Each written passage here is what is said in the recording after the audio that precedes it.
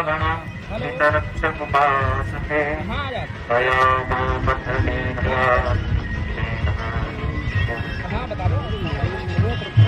अभी हमने सब लोगों ने मिलकर संसार का श्रेष्ठतम कर्म यज्ञ किया और यज्ञ के उपरांत इस ब्रह्म प्रचार मेले में काफी अच्छे अच्छे विचार आप लोगों को सुनने को मिले।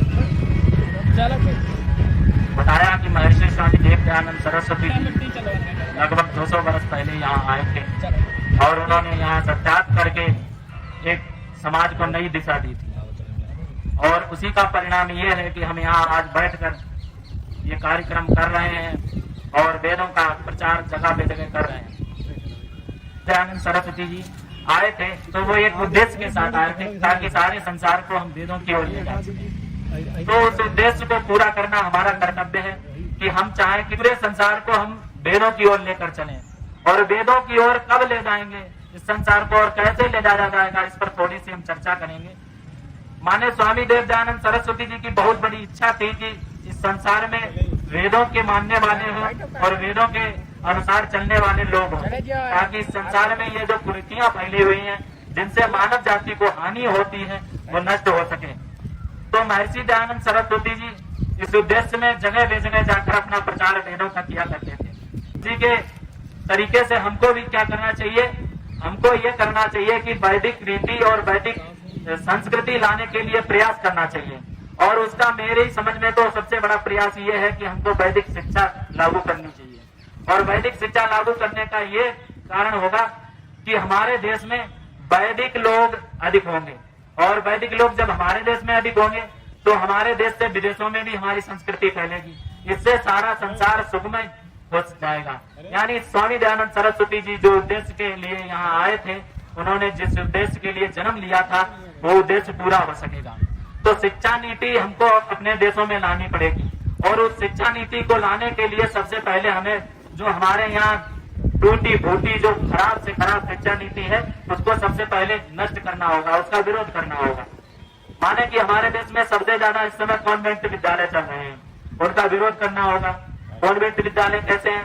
कॉन्वेंट एक शब्द है, ये कॉन्वेंट अंग्रेजी शब्द है। इस शब्द का अर्थ होता है कॉन्वेंट विद्यालय जब बनाए गए थे यूरोप में क्या था कि कॉन्वेंट विद्यालय इसलिए बनाए गए थे यूरोप में एक प्रथा थी, बहुत खराब प्रथा, लोगों ने सुनी होगी। वहां अपने बच्चों को वो लोग अपने घरों में नहीं रखा करते थे, पाला पोसा नहीं करते थे। उनका मानना यह था कि गृहस्थ जीवन में बच्चे बाधा है, उनको नहीं रखना चाहिए।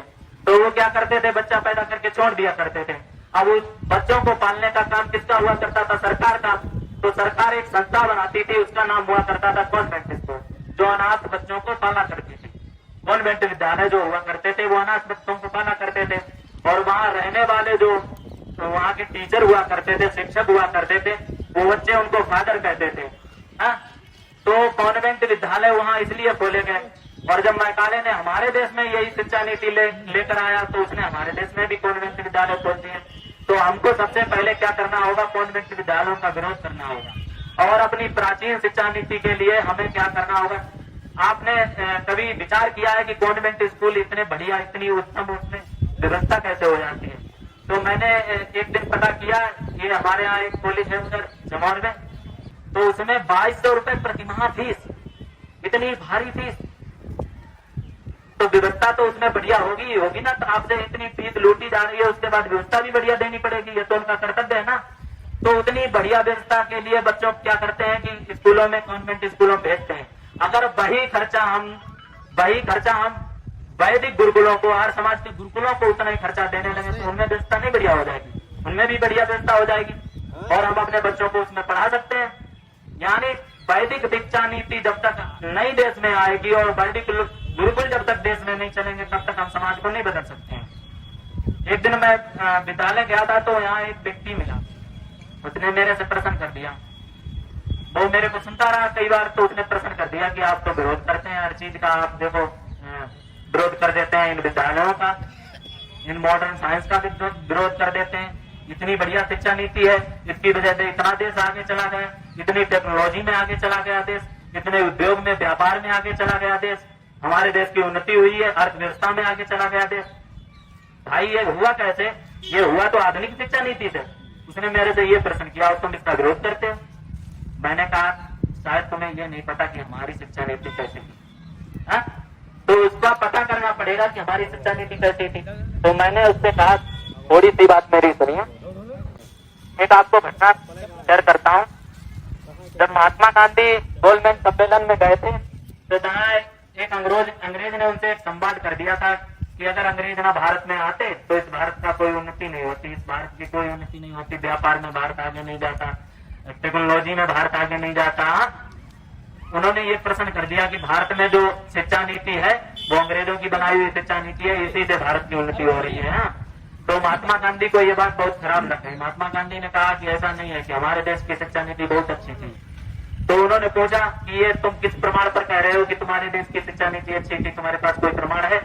तो उन्होंने बताया कि हमारे पास ये प्रमाण तो कोई नहीं है, पर हमने जो गांव-गांव में घूमकर खंडर देखे हैं वहां के विद्यालयों को, इससे पता चलता है कि हमारे देश की शिक्षा नीति बहुत उत्तम हुई होगी। तो उन्होंने कहा जब तुम्हारे पास प्रमाण आ जाए तब बात करना। तो गांधी जी वहां से चले आए। उसके बाद गांधी जी को ये बात हजम नहीं हुई। तो गांधी जी के एक मित्र थे प्रोफेसर धर्मपाल, इतिहासकार बहुत बड़े हुए हैं भारत के। तो उनसे गांधी जी ने कहा कि आप ऐसा करिए कि मेरे से, उन्होंने घटना बताई कि मेरे से फला फला बात हुई थी, उसके बाद मैं चाहता हूं कि तुम ऐसा काम करो कि जो हमारे प्राचीन शिक्षा नीति के साक्ष्य थे वो एकत्रित करके मुझे दो, ताकि मैं अंग्रेजों के सामने ये कह सकूं कि हमारी शिक्षा नीति इससे बहुत अच्छी थी। हाँ, तो वहां से जो धर्मपाल जो थे, प्रोफेसर धर्मपाल, वो अपने कार्य में लग गए। उन्होंने गांधी जी के इस कथन को अपना उद्देश्य बना लिया जीवन का और वो लग गए। उन्होंने क्या किया कि हमारी वैदिक शिक्षा नीति जी थी उसके साक्ष्य इकट्ठे करने शुरू कर दिए। तो उन्हीं साक्ष्यों में से कुछ साक्ष्य आपके सामने रखता हूँ। एक गुरुकुल था, उसका नाम था अमरावती विश्वविद्यालय था। हमारे देश में बहुत बड़े बड़े विश्वविद्यालय थे, उनमें से करीब 15,000 की तो इस समय वर्तमान में लिस्ट लोगों के पास है कि 15,000 विश्वविद्यालय थे। माने कि उन विश्वविद्यालय में 20-20 हजार एक बार में छात्र पढ़ा करते थे। इतने बड़े बड़े विश्वविद्यालय थे, उनमें से नालंदा, तक्षशिला, विक्रमशिला, उदयंतपुरी, ऐसे बड़े बड़े विद्यालय थे। उन्हीं में से एक विश्वविद्यालय था, उसका नाम था अमरावती। उस विश्वविद्यालय में सबसे बड़ी विज्ञान तकनीकी ये पढ़ाई जाती थी उस समय में, जो आजकल के IIT कॉलेजों में पढ़ाई जाती है, IIT सेंटरों में पढ़ाई जाती है। वो क्या थी तकनीकी? वो ये थी कि उस समय में उस विद्यालय की सबसे बड़ी विशेषता ये थी कि वो विद्यालय में विज्ञान जो है वो धातु विज्ञान बहुत अच्छा पढ़ाया जाता था। उसका अगर आपको उदाहरण देखना है तो महरौली का खंबा जो है वो आज भी खड़ा है। वहाँ क्या किस प्रकार का धातु विज्ञान पढ़ाया जाता है? माने लोहे को ऐसे लोहे का निर्माण करना जो कभी जंग ना लगती हो, जमीन से सोना चांदी इनको निकाल कर इनका एक्सट्रैक्शन करना, तो ये सब उस यूनिवर्सिटी में पढ़ाया जाता। और उसका सबसे बड़ा उदाहरण ये है कि महरौली का खंबा आज भी ऐसा ही खड़ा है, और उसमें सबसे बड़ा कारण क्या है कि आज भी उसमें जंग नहीं लगी है और पूरा लोहे से, पेवर लोहे से बना हुआ है। तो ये भारत में 12वीं सदी से पहले ही ये लोग ये जानते थे कि जंग मुक्त लोहा कैसे बनाना है, यानी लोहे में जंग ना लगे। इतनी बड़ी हमारे देश की शिक्षा नीति थी।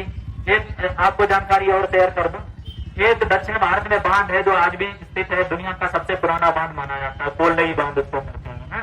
कहते हैं कि वो राजा चोल वंश के राजा थे, उन्होंने उस बांध को बनवाया था। और उस बांध को बनाया कि लोगों ने था, वो आपको जानकारी में दे दूं। वो बांध वहाँ कावेरी नदी पर स्थित है आज भी। तो वो बांध बनाया, कर्नाटक में है वो बांध, कावेरी नदी पर स्थित है। तो वो बांध, वहाँ एक गुरुकुल था, विश्वविद्यालय। तो वो विश्वविद्यालय, वहाँ विश्वविद्यालय में कंस्ट्रक्शन यानी सिविल इंजीनियरिंग पढ़ाई जाती थी और बहुत विशेष थी, वहाँ की प्रसिद्ध सिविल इंजीनियरिंग थी। तो उस विश्वविद्यालय में क्या किया गया कि उस विश्वविद्यालय में जो छात्र थे वहाँ के और जो वहाँ के शिक्षक थे, उन्होंने एक मिलकर वहाँ एक बांध बनाया उस राजा के नेतृत्व में।